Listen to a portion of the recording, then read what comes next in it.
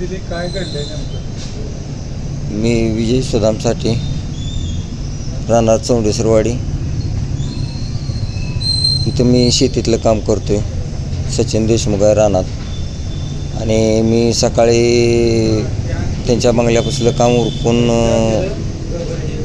बंगल्यापासली एक खोली साफ केली सगळे 9 वाजेपर्यंत. त्यातनं पुढं मला म्हणले औषध मारायचं आहे. मग मी ते खोलीतलं STP घेऊन औषध घेऊन शेतात गेलो.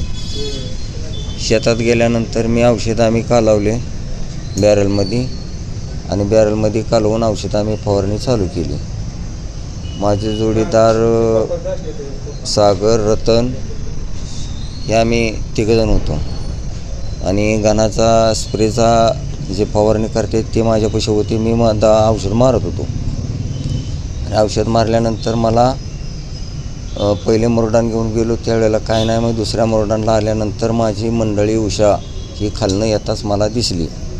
तेवढ्यात मी काय केलं, दुसरे मुरडान तिसरे मुरडान मी खाली घेऊन गेल्यानंतर थोड्या वेळ 2-3 झाडं मारल्यानंतर मला एक 12 झाल्यासारखा आवाज आला. आणि माझ्या मंडळीनं मला आवाज दिल्यासारखा आवाज आल्यानंतर मी हातातली गन सोडून STPचं औषध मारण्याचं स्प्रे जे आहे ते खाली टाकून आम्ही सगळेजण पळालो. त्यावेळेला माझी मंडळी उषा रक्ताच्या थरोळ्यात खाली पडलेले होते.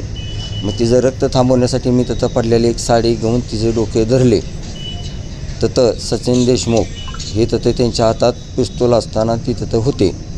मग मी तेवढ्यातनं म्हणलं, पांडुभाया तुम्ही असं का केलं? तेवढं म्हणलंस की ती तिथनं गायब झाली. कशामुळे झालं हे? काय वैर होतं? ती त्याचे मला ती भांडण हे असले मला काहीच नव्हतं.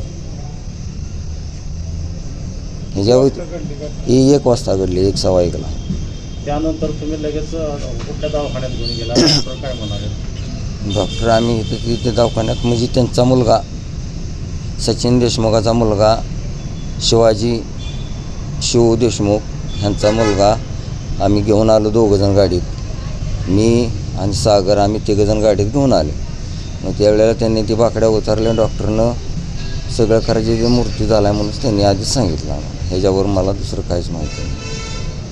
आता तुम्ही पोलिसांकडे काय आज दुपारी साधारण 12:30-1 वाजता दरम्यान पोलिसांना माहिती मिळाली की चौंडेश्वरवाडी या गावामध्ये फायरिंग झालेली आहे. त्या अनुषंगाने तपास सुरू असताना फिर्यादीनामे विजय साठे याने पोलीस स्टेशनला येऊन फिर्याद दिली की साधारण दुपारी 1च्या सुमारास आम्ही शेतामध्ये काम करत होतो. फिर्यादी विजय साठे, त्याची पत्नी उषा विजय साठे हे जगन्नाथ गणपत माने देशमुख यांच्याकडे सालगडी म्हणून काम करत होते मागील 7-8 वर्षापासून. तर त्यांच्या शेतामध्ये फवारणी करत असताना त्यांना अचानक गोळीचा आवाज आला आणि ते येऊन बघितलं त्यांनी. तर त्या ठिकाणी सचिन जगन्नाथ देशमुख ह्याच्या हातामध्ये पिस्टल होतं. आणि फिर्यादी विजय साठे याची पत्नी उषा साठे ही रक्तात थारोळ्यात पडली होती. त्या अनुषंगाने त्यांच्या फिर्यादीवरून अकलूज पोलीस स्टेशन येथे खुनाचा गुन्हा म्हणजे नवीन सेक्शन BNS 103(1) नुसार arms act 325, atrocity act 332V नुसार गुन्हा दाखल झाला आहे.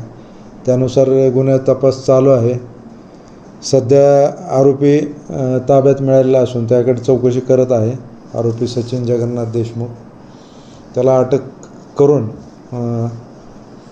वेपन त्यांनी नेमकं कुठून आणलं होतं, कुठल्या प्रकारचं वेपन होतं, गोळ्या कुठून आणल्या होत्या, वेपन लायसन्सचं होतं, विदाऊट लायसन्सचं होतं, सदर गुन्ह्यामध्ये अजून कोण इतर आरोपींचा सहभाग आहे का, या अनुषंगाने पुढील तपास चालू आहे.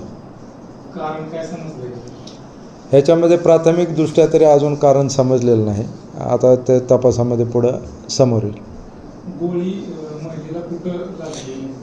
महिलेला गोळी हातातून आरपार होऊन डोक्यात घुसलेली असं प्रथमदर्शनी इन्क्वेस्ट पंचनाम्यावरून दिसून येतं. साधारण किती गोळ्या लागलेल्या? वाऊंडची संख्या जर पाहिली तर डोक्यात 1 वाऊंड आहे. त्यावरून असं वाटतं 1 आवश्यक, पण त्याचे डिटेल आपल्याला PM नंतरच लक्षात येईल. आत्ता सांगणं योग्य नाही.